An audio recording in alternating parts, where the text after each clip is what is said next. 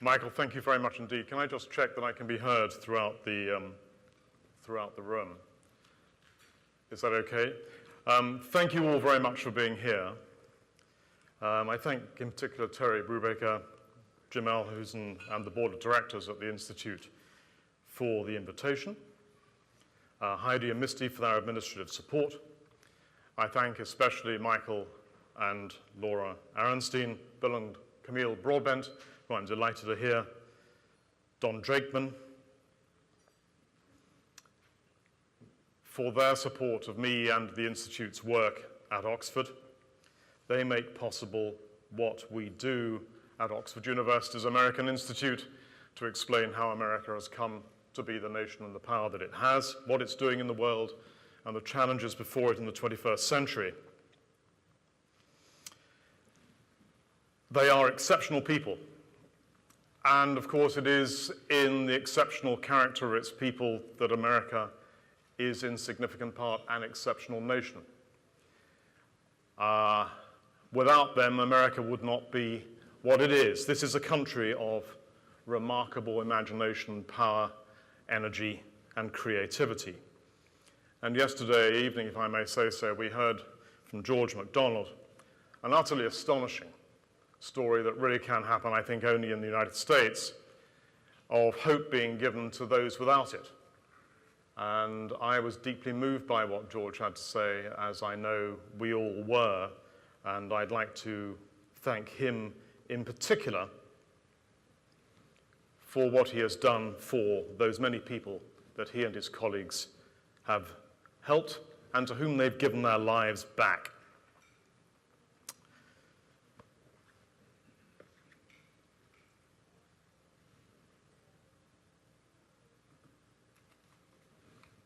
Are we tracking on this yet?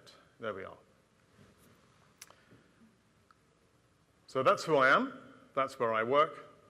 That is not the American Institute, but it is the college of which I'm a fellow in Oxford, Corpus Christi. I mention it because it's coming up to its 500th anniversary.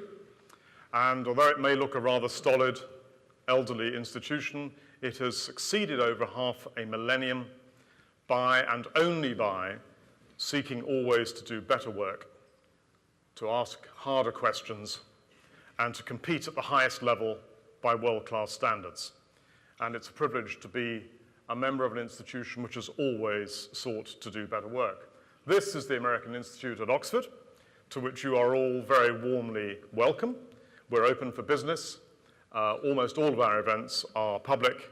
Michael has spoken there, and spoken there, if I may say so, at the risk of embarrassing him, brilliantly, and you are most warmly welcome to come and see what we do. So on to today. Now, I could speak about values, but I'm proposing not to do that. It's not because I think they're unimportant, on the contrary. But there's a lot of talk about values here this week, and I'm not going to focus upon them today. I'm not going to talk about people, exceptional though they are. I'm going to talk about the United States Congress.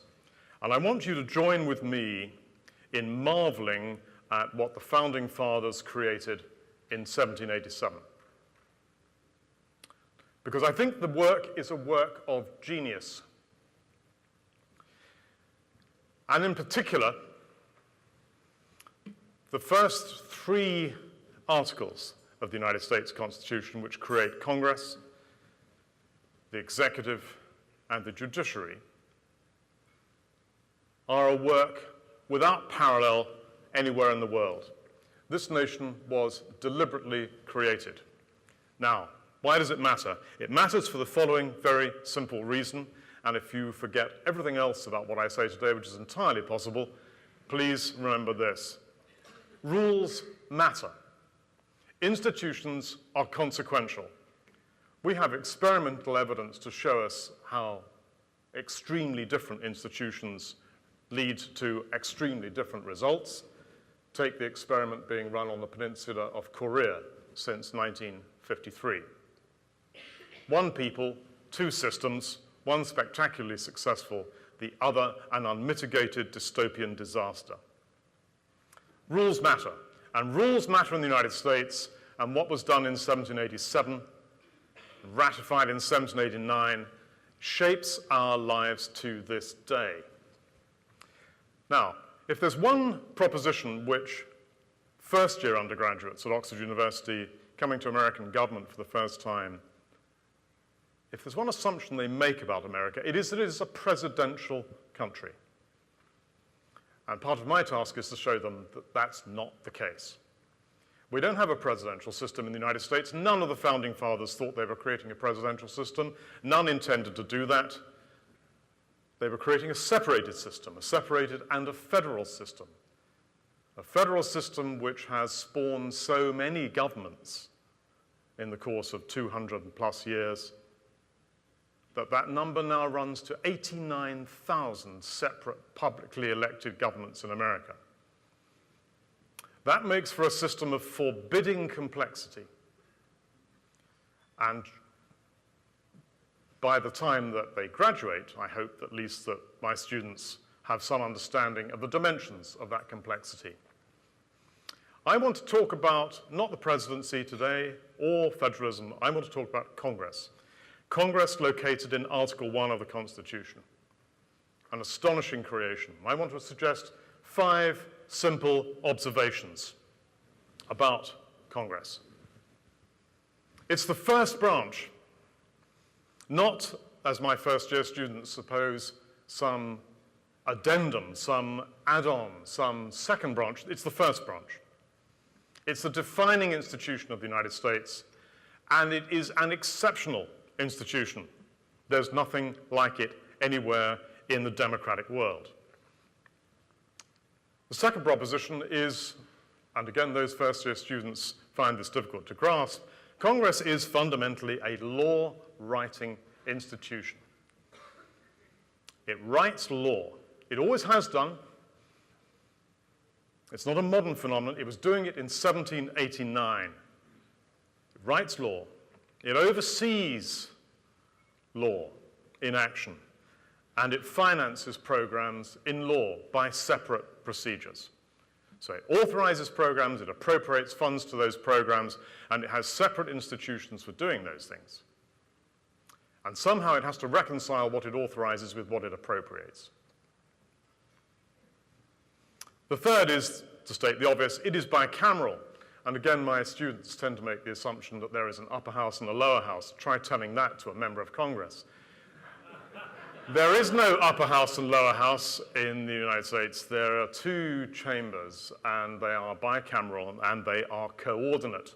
And they are coordinate with the presidency. A very dear friend of mine once said to me that he was asked by a colleague, under how many presidents have you served, Mr. Bradamus? And he said, under none, with 6. This is a coordinate separated system. It's a very important principle, and it is an exceptional principle. Fourth, each chamber is multiply divided. I will say much more about this, but neither chamber is homogeneous. And fifth, to state the obvious, membership of federal bodies is exclusive. If you're a member of one, you may not simultaneously be a member of another. So far, so very simple. Let's pick these themes up. Here's the first proposition. There are 3 senses, I think, in which we might regard the United States Congress as being the first branch. 3 senses. It is so symbolically. It's symbolically important that it's the first article. That's not an accident. That is absolutely deliberate. It sits at the center, constitutionally, legally, and politically. It is so numerically. The president is one of 536 federal elective posts, just one. Much the most important, perhaps, but just one. He has 535 potential competitors. That is not a terribly attractive set of odds if you have just been elected president of the United States. And Congress is the first branch legally. And it is so because, and I think this point is sometimes missed even in the United States, Congress has huge authority, notwithstanding the limitations set out in the Bill of Rights. Congress is rich in authority. Its potential authority, that is to say, that which it is entitled to do, is enormous. And if you contrast that grant of authority with Article 2's grant of authority to the presidency, to the president, that contrast is very well made because the president has remarkably little authority. Remarkably little. Potentially considerable power, but remarkably little authority. Read Article 2. That which he is entitled to do by command is very narrowly circumscribed. The second proposition, this is a legal institution. It writes law, oversees law's effect, and finances those programs in law. And that tells us a wider cultural story about the United States, which is that law is crucial to understanding American politics and understanding the development of American law, and the place of law in American political culture is key to thinking about American government. In a way which is true of some other systems, Germany comes to mind, but is by no means consistently so across the family of democratic nations. How does that process work? Why does it matter? It matters primarily, I think, and here's another point which my first-year students at Oxford find puzzling to begin with. The entire executive branch of the United States government is created by the United States Congress, with the exception of the president and the vice president alone. Everything else is created by Congress. And it can be modified by Congress. It's financed by Congress. It can be abolished by Congress. The executive branch does not create or modify the executive branch, except where Congress explicitly permits it to do so. If our newly re-elected British Prime Minister were to decide, as he might, that it would be to his advantage and to the country's advantage were he to create a new department of government, let's call it the Department for Interfering with Business. We have some of those already, but if he were to create a department of business regulation, that will be a matter for the government of the United Kingdom, which is to say it's effectively a matter for him. It can be done by fiat. Parliament doesn't come into it, not so in the United States. And the implications of that point are profound, because the political relations that executive branch agencies have with government run in most cases, in the first instance, not to the White House. They run to the committees in Congress that created those agencies, that designed their programs, and that financed their programs. So much so that political scientists who are interested in this cluster of problems, as I am, tend to refer to such committees as parents of those executive branch agencies. Now, there are clearly exceptions to this where presidential interest is necessarily considerable: economics, national security, foreign policy, and always, but always, politics. But with regard to policy, economics, national security, and foreign policy, but in almost all other cases, executive branch agencies' first loyalty is to congressional committees, and for very good reason, because they have the power of life and death over them. And those relationships run through authorizing committees that create the programs, through appropriating committees which appropriate the funds to those programs, or not, of course. There's no obligation to appropriate funds to programs that already exist. None. And through budgetary control. Presidents don't have budgets. Well, they present draft budgets, But they don't write budgets. Congress writes budgets. Congress writes tax law. Congress writes appropriations laws. Presidents are merely offered the opportunity of writing the first draft. It's Congress that writes these laws. Third proposition, obvious one, Congress is indeed bicameral, but they're different. As we know, they have different election cycles, 6 years, which sounds sensible, and 730 days, which doesn't. But,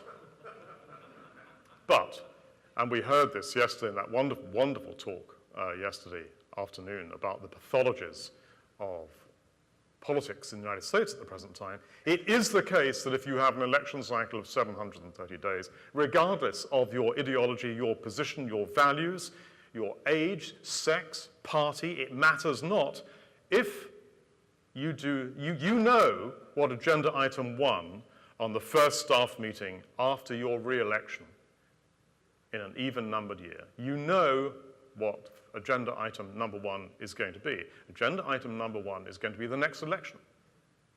It must be the next election. Because if you have an election cycle of 2 years, then elections dominate your thinking. They have different constituencies, plainly. California has 12% of the population of the United States within its borders. It has 2 senators. So does Wyoming, which has approximately, if I remember correctly, 570,000 people living in it, 0.21% of the population of the United States. I'm speaking from memory, but I think they're right to within a very small margin. The point is, the United States Senate does not represent individuals. It's not a democratic institution. It wasn't designed to be a democratic institution. After all, it was not an institution until the 20th century to which election was made. Members of the Senate were appointed. I'm not so sure that wasn't a bad idea. That wasn't a rather good idea, but nevertheless, they're now elected, but they're not elected on any representational principle which we recognized elsewhere. The United States Senate is an utterly exceptional political institution. At its best, enormously impressive, but it can't really be defended on representational grounds. The House, by contrast, is super sensitive to its populations, to its constituents, and evenly distributed. The 2 chambers have completely different rules. The Senate has comparatively few. The House is saturated in rules.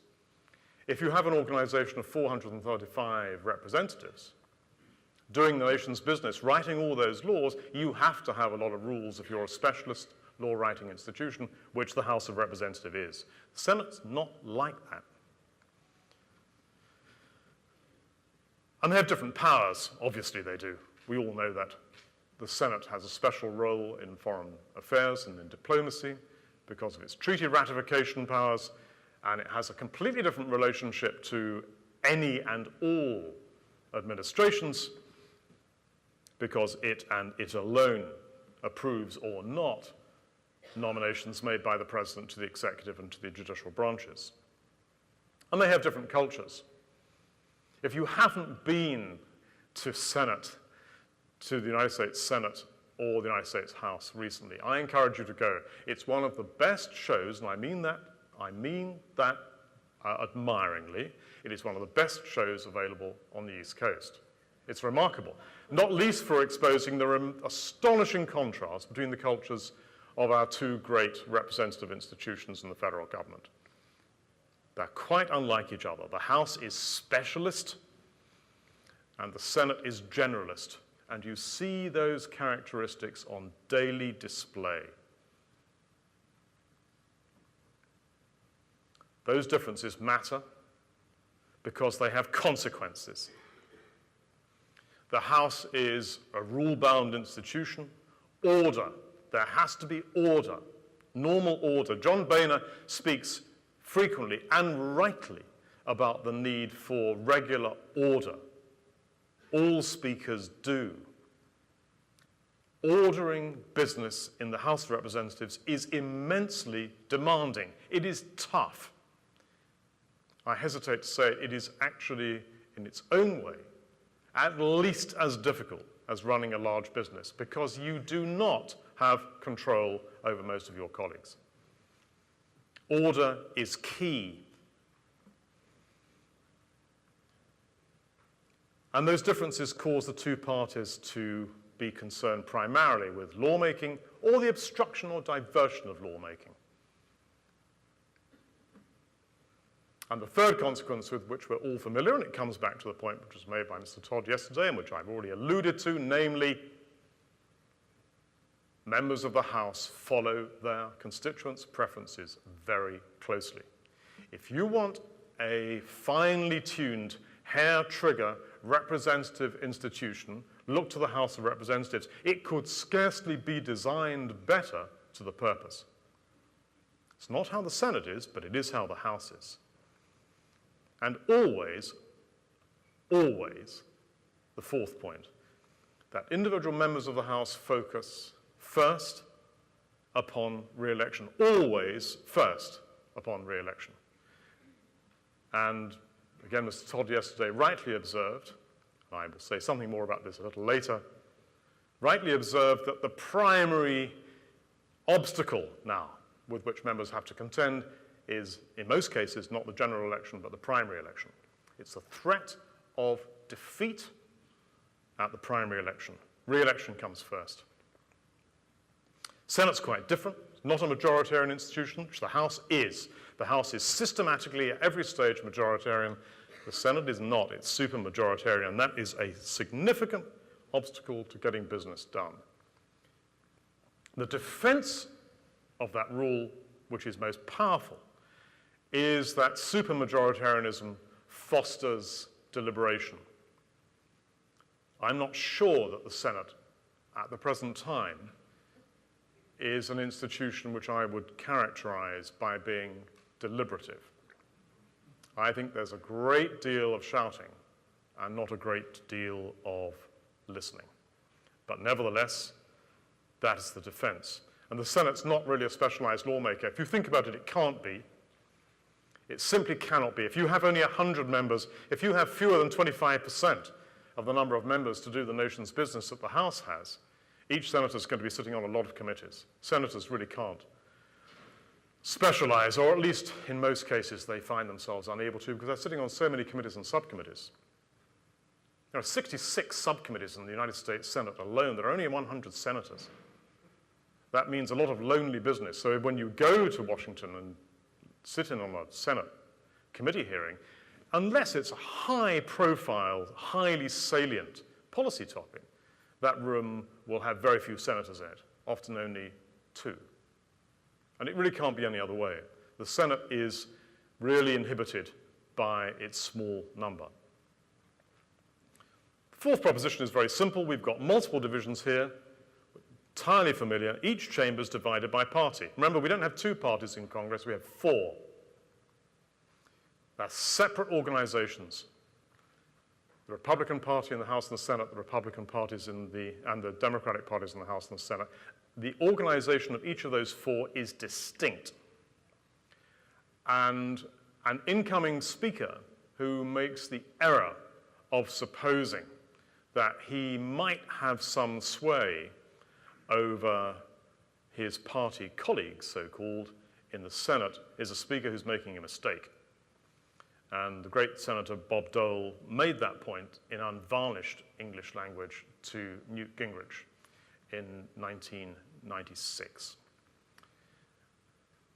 So we've got 4 party organizations. It's clearly divided by constituency, 50 states, 435 districts, multiple divisions divided by ideology and culture, as I don't need to explain to this audience, and it's certainly divided by economic interest. And running through it all is the re-election imperative. Because whatever other ambitions you might have, re-election is a prerequisite. And re-election depends not really upon your party, it depends upon you as an individual. You cannot, as you can in most democracies, rely upon the party machine or party support for your re-election. You are dependent upon yourself. So it's a highly individualized, that is an exceptional feature of American representative politics. The fifth proposition The exclusionary rule, it is so familiar to us in this country that we think it is natural. It isn't. It's a deliberate piece of constitutional engineering engaged in by Madison and his colleagues in 1787. They know exactly what they're doing when they write the rule. And the rule comes from Article 1, Section 6, which you no doubt know, or you will certainly have read at university or college or school, and which prohibits any person from, in effect, from holding two offices in the federal government at any one time. If you're a senator, you can't be in federal judiciary. If you're a district judge, you can't be a member of Congress. It seems so obvious, but it is not. In many other countries, multiple office holding is certainly possible. British government, for example, depends upon multiple office holding. One of the reasons why British governments tend to be highly stable, even under conditions of coalition, as we saw in the last 5 years, even where you haven't got a majority, they are rendered stable in large part because the executive is drawn from the House of Commons and the House of Lords. That gives the most compelling incentive for individual members of Parliament to toe the party line because they hope for preferment. Their ambition is not to be an MP. Their ambition is to become a government minister with all that flows from it. That's not an unreasonable ambition. It's not an ignoble ambition, but it is the ambition.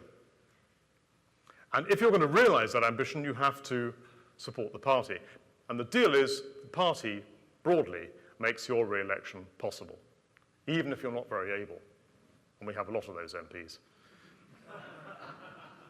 Even if you're not very able, the party will guarantee your re-election. Not so in the United States. The exclusionary rule makes that impossible, and it is a huge source of weakness for presidents. Because presidents cannot command, they in most cases cannot bully, they cannot cajole, they cannot threaten. In British government, executives do that all the time, and they have to, and it works very well. That kind of low-level thuggery is quite helpful in democracies. It's not possible. It's simply not possible in the United States. The exclusionary rule is important for understanding Congress, and it's important for understanding why presidents find their job so hard. So why do these divisions and rules matter for us as citizens and voters? I'm neither a citizen nor a voter, but I spend so much time in the United States that I have the privilege of feeling that the United States is a second home. So why do these divisions and rules matter for us as citizens and as voters? Here's the one piece of political science you're going to get from me this morning. The reason they matter is because they exemplify the collective action problem facing those who seek to pass legislation. If I were to make one book recommendation, in addition to encouraging you to buy freely on the stand outside, it will be to read a wonderful book by an economist by the name of Manker Olson, O-L-S-O-N, who in 1965 published a book called The Logic of Collective Action. And what Olson says, simplifying enormously, is that the supreme task in politics is to identify the conditions under which groups of individuals act collectively. If you think about it, North Korea has a way of dealing with that problem. And Olson was very clear that violence is one means to that end. Violence is a means to that end. But it's not a means which we in democracies find acceptable. So the question then becomes, well, under what circumstances do you enable people to act collectively? Because collective action is essential to any enterprise. Every business person knows that. Every business person knows that. Every organizer, every member of the board of directors at the Hilton Institute knows that. George MacDonald knows that. Finding the key that unlocks collective action is supremely important. And it matters in the case of the United States Congress because, as I have shown, this is an institution which is multiply complexly cross-cut with more lines of division than one would think consistent with a stable institution. And yet the institution is stable. Yet the institution is stable. One answer to the question in a democracy is leadership. But leadership is probably not enough.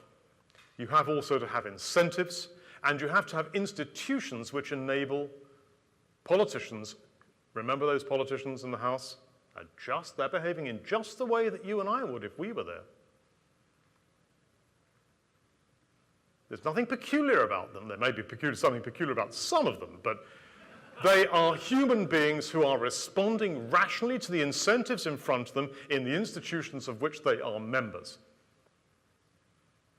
Many of them, most of them, actually wish to serve the public.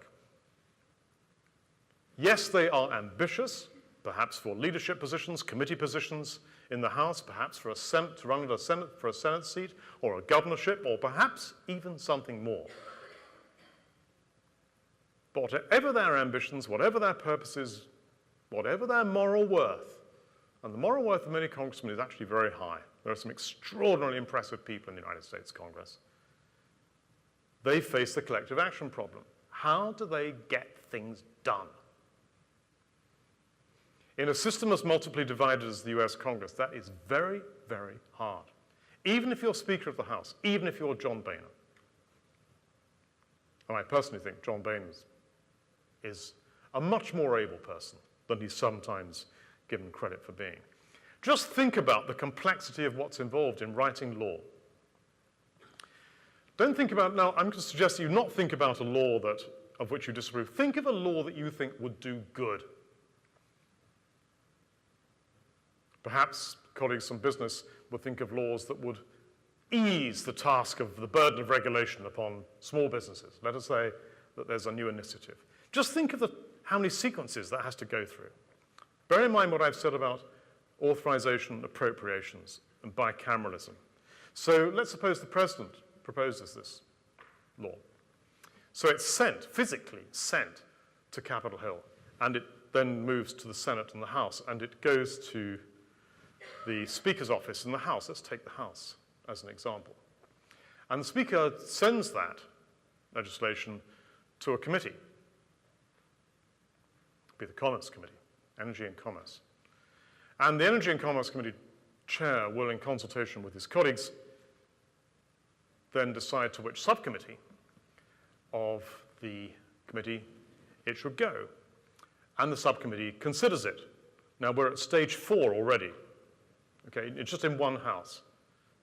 So the subcommittee takes hearings on the matter, and if it approves of the legislation, it writes the legislation, passes it, and then takes it back to the full committee. That's stage 5.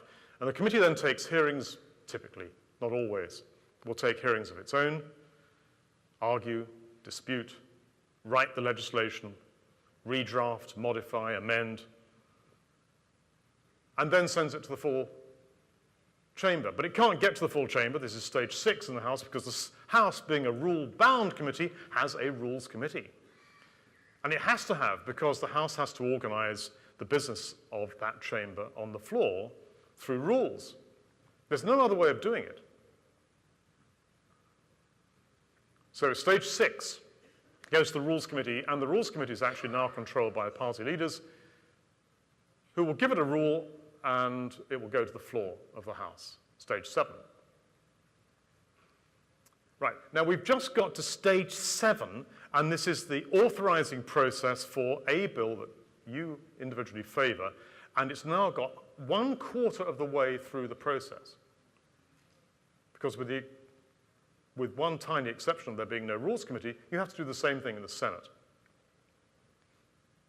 So we're now at 13 separate sequential stages for which majorities have to be built without any capacity to command your colleagues. You can't command your colleagues. Why can't you command your colleagues? Because they're more concerned about being re-elected than they are about pleasing you. So we have 13 stages to get this piece of authorizing legislation through, and then it goes back to the two chambers. They vote on it, and they've got to agree on it in the same form, which they will often do through a conference committee, stage 14, and then it goes to the president. Stage 15, congratulations, you've got your bill. Problem, you have no finance. There's no appropriations. So what happens? You have to have an appropriations bill, and you then go through another 15 stages. So you've got a 30-stage sequential process of coalition building. Please, friends, don't tell me that's simple. That is hugely complicated, and it demands leadership at each and every stage from ordinary congressmen, chairs of subcommittees, more important members of Congress who are chairs of committees, party leaders, acting together, listening, working, drafting, at 30 separate stages, building coalitions of support in order that you can get the bill that you want, in order that human welfare might be improved. That is hard. That is very, very hard business. There's no other legislature in the democratic world which organizes its business in that way. It's exceptional. But the task is exacting. Most people can't do those things. They really can't. I couldn't begin to do them. It's very tough.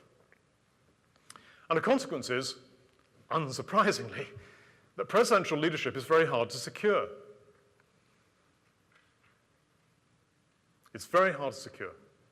I was asked recently by an American friend back in Oxford who said, what do you think, how much difference do you think it would have made to legislative outcomes had President Johnson, Lyndon Johnson, been president now rather than President Obama?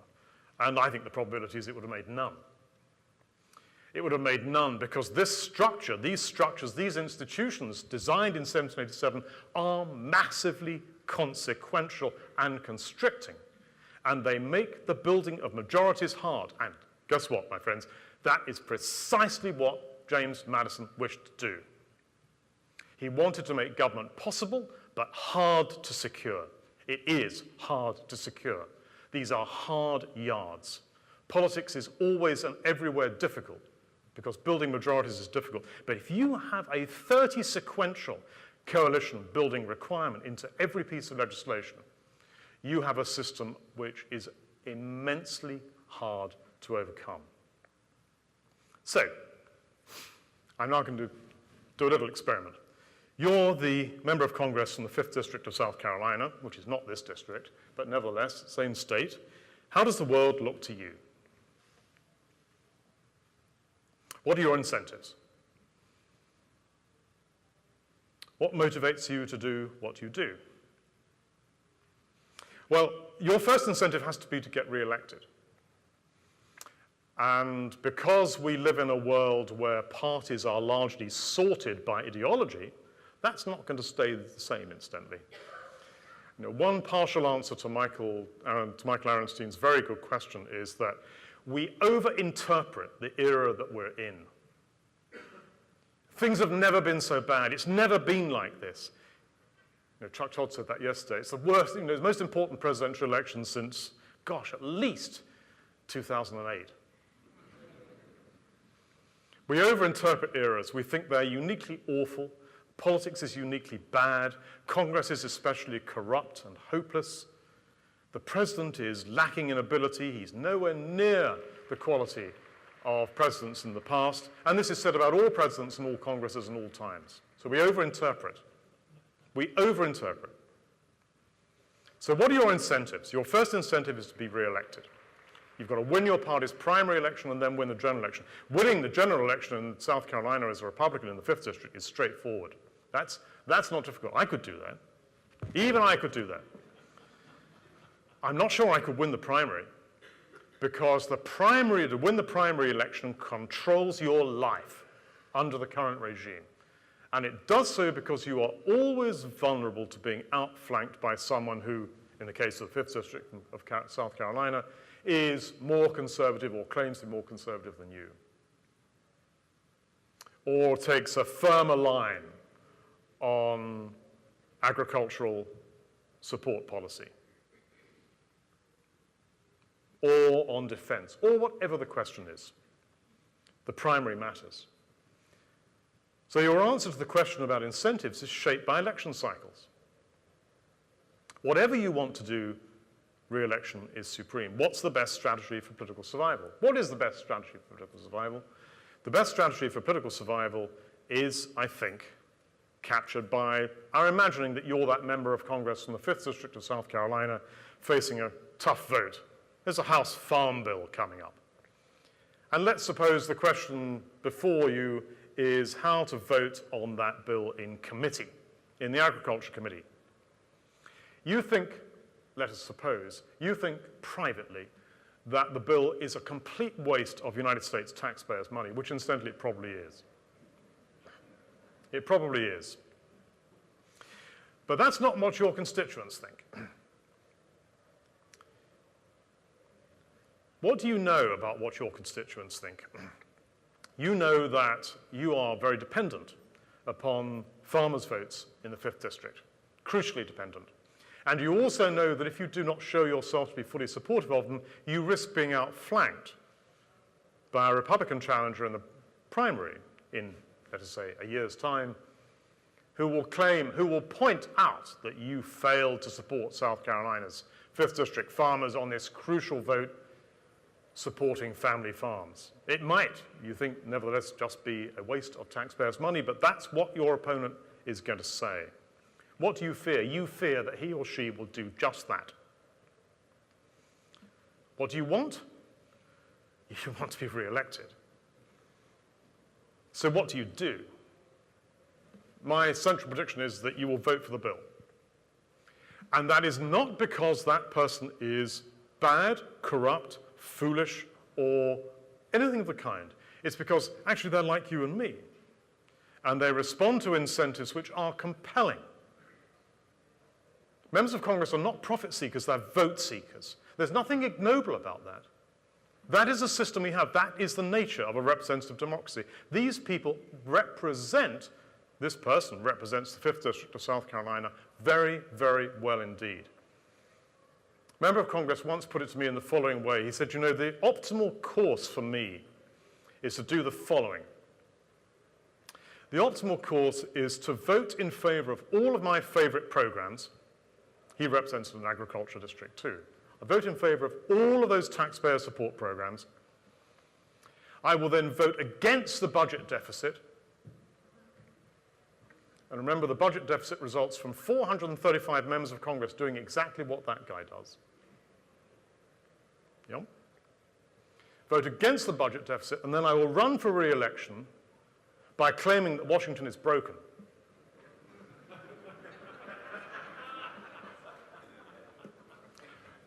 That is not, I put it to you this morning, that is not their problem. It is our problem.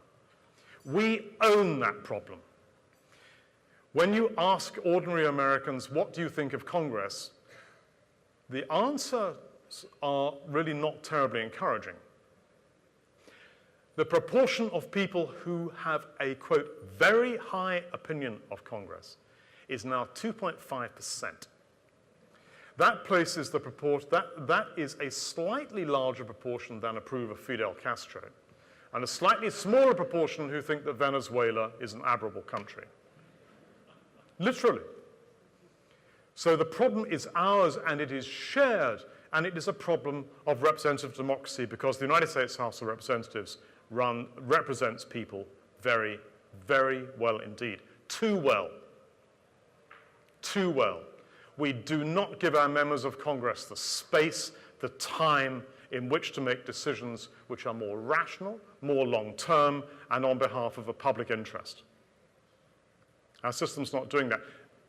I am optimistic, reasonably optimistic at least, that the current troubles will pass and that Congress will again one day, perhaps sooner rather than later, become a deliberative democracy where the public interest is identified. But we should be in no doubt that farmers in the 5th District of South Carolina are not likely to find that very happy outcome. Because every interest group and every congressional district contains median voters who think that other people's programs are bad, but the programs that benefit the 5th District of South Carolina are just wonderful. We all think that. That is human nature. So the significance of the propositions, ladies and gentlemen, is I think that we have a system that's characterized by some cooperation, more than one might think.